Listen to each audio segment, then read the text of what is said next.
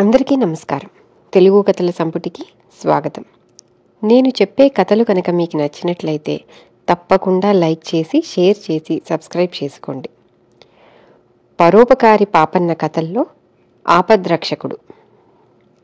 ఒకనాడు పాపన్న పొరుగుర్లో తన బంధువుల ఇంట ఏదో అక్కరైతే వెళ్ళి పొద్దుపోయి తిరిగి వస్తుండగా దారిలో ఒక గ్రామంలో అగ్ని ప్రమాదం అతని కంటపడింది. ఆ ఊరి గ్రామాధికారి ఇల్లు అంటుకున్నది. 10 మంది హడావిడిగా కేకలేస్తూ అటూ ఇటూ పరిగెత్తుతున్నారు. మనుషులు అంచెల మీద కడవలతో నీరు తెచ్చి పోస్తూ నిప్పు ఆర్ప ప్రయత్నిస్తున్నారు. మరికొందరు కాలుతున్న ఇంటి నుంచి దొరికిన సామాన్లు లాగి బయటికి చేరవేస్తున్నారు.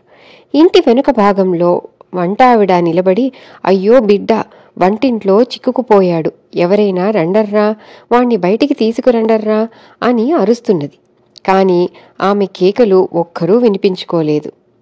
ఆర్తనాదం విని పాపన్న అటుగా వెళ్లేసరికి కాలుతున్న ఇంటి వెనుక భాగం నుంచి కుర్రవాడి ఏడుపు వినిపించింది. వెంటనే పాపన్న మంటల మధ్యగా లోపలికి జొరబడి కుర్రవాణ్ణి ఎత్తుకొని బయటికి వచ్చేశాడు. అతను బయటికి అడుగుపెట్టిన మరుక్షణమే గ్రామాధికారి నౌకరు ఒకడు పాపన్న చేతిలో నుంచి కుర్రవాణ్ణి ఎగరేసుకుని తీసుకుపోయి ఇంటి ముందు నిలబడి ఉన్న తన యజమానికి చూపించి, బాబు, అబ్బాయి గారు వంటింట్లో మంటల మధ్య చిక్కుకుపోతే బయటికి తెచ్చాను.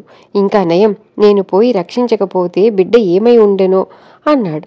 గ్రామాధికారికి తన నౌకరుపై కృతజ్ఞత పొంగిపొర్లి, నాకు పుత్రభిక్ష పెట్టావురా, నీ రుణం ఎన్ని జన్మలకు తీరదు అన్నాడు ఏడుస్తూ తన కొడుకును గుండెకు హద్దుకుంటూ. ఈ లోపల పాపన్న చీకటిలో పడి అతి ప్రయాసతో తన ఇంటికి చేరుకున్నాడు. అతని బట్టలు కాలాయి, ఒళ్ళు చాలా చోట్ల కాలింది. తల్లి పాపన్నను చూసి తడుచుకొని, ఏమిట్రా ఈ కాల్పులు, ఏం జరిగింది అని అడిగింది. పాపన్న జరిగినదంతా తన తల్లికి చెప్పాడు. లేనిపోని వాటికన్నిటికీ సిద్ధమవుతున్నావు దేనికిరా అని తల్లి తన కొడుకును గట్టిగా మందలించింది. పరోపకారార్థమిదం శరీరం అని గురువుగారు చెప్పారమ్మా అని పాపన్న గొనుగుతూ తన చొక్కా విప్పాడు. ఆ చొక్కా నుంచి ఏదో బరువుగా కింద పడింది. చూస్తే బంగారు మొలతాడు. గ్రామాధికారి కొడుకుదది. అది ఊడి పాపన్న చొక్కాకు తగులుకున్నట్టున్నది. అగ్ని ప్రమాదం గొడవలో పాపన్న దాన్ని గమనించనే లేదు. తన గాయాలకు మందు రాయవచ్చిన తల్లితో పాపన్న, దీన్ని భద్రంగా ఉంచు, వాళ్లకు తిరిగి ఇవ్వాలి అన్నాడు. కాని ఆ బంగారు మొలతాడు గ్రామాధికారికి వెంటనే తిరిగి ఇవ్వటం పడలేదు. మర్నాటికి పాపన్నకు గాయాల మూలంగా జ్వరం తగిలింది. 2-3 లంకనాలు చేసిన మీదట కాని పాపన్న కోలుకొని మామూలు మనిషి కాలేదు. చేతుల మీద ముఖాన కాలిన మచ్చలింకా పచ్చిగానే కనిపిస్తూ ఉన్నాయి. అయినప్పటికీ పథ్యం తీసుకున్న మర్నాడే పాపన్న బంగారు మొలతాడుతో సహా గ్రామాధికారి ఇంటికి బయలుదేరి వెళ్ళాడు. కాలిపోయిన ఇల్లు తిరిగి కట్టుతున్నారు. పాపన్న దగ్గర నుంచి బిడ్డను ఎత్తుకుపోయి తానే వాణ్ణి కాపాడినట్టు నటించిన నౌకరు అక్కడే ఉండి పనివాళ్లపైన యజమాయిషి చేస్తున్నాడు. పాపన్న ఆ మనిషిని సమీపించి, ఈ ఇంటి వాళ్ళు ఎక్కడ ఉంటున్నారు అని అడిగాడు. అదిగో ఆ కనబడే పెంకుటింట్లో ఉంటున్నారు. రేపో ఎల్లుండో ఇల్లు పూర్తి కాగానే వస్తారు. ఎందుకు అన్నాడు పాపన్నతో నౌకరు. మరేం లేదు, ఆనాడు ఈ ఇల్లు కాలిపోయినప్పుడు నేనిటుగా వచ్చాను. ఇంట్లో నుంచి ఒక బిడ్డను బయటికి తెచ్చాను. ఆ బిడ్డను ఇంటివాళ్లు ఆత్రంగా తీసుకొని వెళ్ళిపోయారు. ఆ సమయంలో వాడి బంగారు మొలతాడు నా చొక్కాకు చిక్కుకుంది. ఆ మొలతాడు సంగతి వాళ్ళు గమనించనే లేదు. ఇంటికి పోయి చొక్కా విప్పిన దాకా నేను గమనించలేదు. గాయాల వల్ల సుస్థి చేసి నేను వెంటనే రాలేకపోయాను. దీన్ని ఇంటివారికి ఇచ్చేద్దామని వచ్చాను అన్నాడు పాపన్న. ఈ మాటలు వినగానే నౌకరు గుండెలో రాయి పడింది. పాపన్న ఈ గొలుసు తీసుకుపోయి గ్రామాధికారికిస్తే అతని చేతులకు ముఖానికి ఉండే మచ్చలు చూసి తన బిడ్డను రక్షించింది నౌకరు కాదని ఈ మనిషేనని ఆయన తెలుసుకుంటాడు. ఆయన లోగడ నౌకరుకు మంచి బహుమతి ఇచ్చి ఉన్నాడు.